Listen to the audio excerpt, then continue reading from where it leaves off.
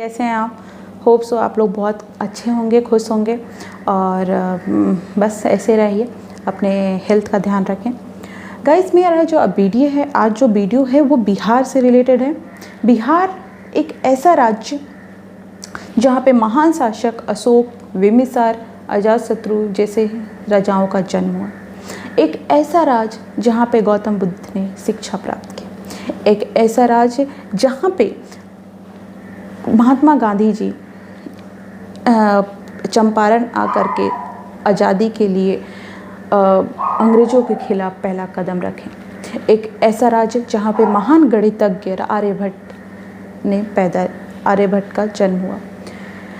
ये एक ऐसा राज्य जहाँ पे सिख के 10वें गुरु गोविंद सिंह का जन्म हुआ। तो ये सारी चीज़ें हैं, दिखाती है कि बिहार का जो कल्चर है, बिहार की जो संस्कृति है, बहुत ही पुरानी और रिच रही है। लेकिन आखिर क्यों बिहार अभी भी पिछड़े राज्यों की श्रेणी में आता है? अगर देखा जाए तो पुराना विश्वविद्यालय नालंदा, जो न केवल भारत बल्कि अदर कंट्री के लिए भी शिक्षा का केंद्र रहा है, लेकिन आज वही राज्य शिक्षा के क्षेत्र में भी उसकी जो परसेंटेज है, लिटरेसी रेट है, वो कम है। क्यों? आखिर इसका कहीं ना कहीं कुछ रीज़न तो होगा कि बिहार आज इस श्रेणी में है। इसका एक ही रीज़न है, यहाँ की सत्ता। यहाँ पे जितने कुछ सालों से यहाँ पे जो रूल करते आ रहे हैं, वो कोई भी पार्टी हो, आप जानते हैं, उनका बस एक ही मोटो रहा है, कैसे अपने जेब को पूरा भरा जाए।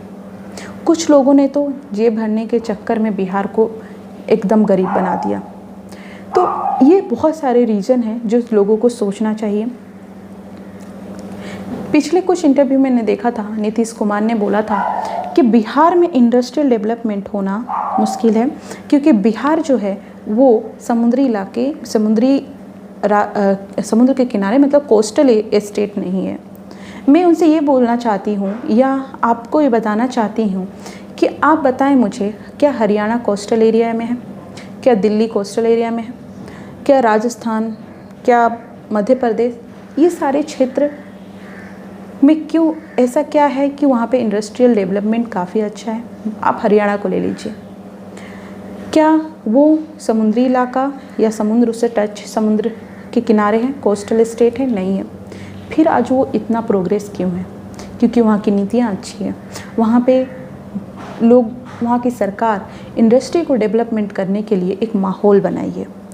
इंडस्ट्री को लाने के लिए आपको सबसे पहले जो इंडस्ट्रियलिस्ट हैं उनको बताना पड़ेगा कि उनको एक माहौल देना पड़ेगा, और वो कौन कर सकता है? राज्य की सरकार है।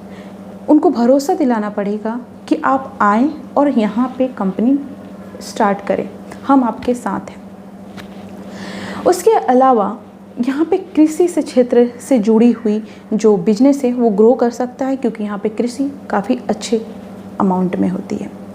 जूट की खेती यहाँ पे हमें पता है कि बहुत ही अच्छी होती है। आप कपड़े का बिजनेस के लिए कंपनियाँ बुला सकते हैं या खोल सकते हैं। आपको एक रोड मैप बनाना होगा, आपको एक कमेटी बनानी होगी, एक डिपार्टमेंट अलॉट करना पड़ेगा। आप जितना बिजनेस के लिए बजट बना रहे हैं उसको ज़्यादा बढ़ाना पड़ेगा। आपको एक माहौल बनाना पड़ेगा। आपको बिजनेस के लिए स्कूली शिक्षा के तौर पे स्कूल में भी एक क्लासेस लेनी पड़ेगी, और वहाँ पे शुरू से ही दिमाग में लाना पड़ेगा कि बिजनेस होता क्या है। क्योंकि आज भी बिहार में लोगों के मन में बस एक ही चीज़ है कि पढ़ लिख करके हमें ये बनना है, ये फिक्स है।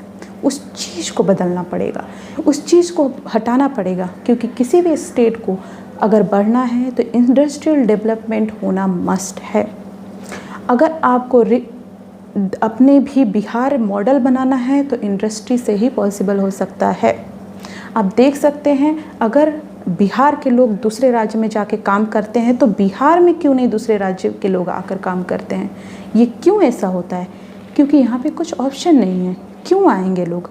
तो ये भी लोगों को सोचना चाहिए कि बिहार में कैसे इंडस्ट्री को डेवलपमेंट करना पड़ेगा। आप देख सकते हैं पिछले कुछ सालों में जितनी चीनी मिल है, पेपर मिल है, कंपनी है, वो भी बंद हो चुकी थी, वो भी बंद हो चुकी है। उस पर सोचना पड़ेगा कि क्यों ऐसा क्या हो रहा है। ये सरकार के हाथ में है। आपको बेसिक से स्टार्ट करना पड़ेगा। आपको कंपनी को, आपके दूसरे जो इंडस्ट्रियलिस्ट हैं उनको ये भरोसा बैंकों से जुड़ना पड़ेगा। उनको बताना पड़ेगा कि ये यहाँ पर आप आएँ और बिजनेस कंपनी लगाएं, हम आपके साथ हैं। तो ये सारी चीज़ें आपको बिहार गवर्नमेंट को सोचना पड़ेगा। केंद्र सरकार ने बहुत सारी मुहिम चलाई है, उससे लोगों के मन में भी बहुत अच्छी चीज़ें आई है। आजकल देख सकते हैं बहुत लोग अपना खुद का बिजनेस स्टार्ट करने के लिए सोच रहे हैं, वो एक अच्छी चीज़ है।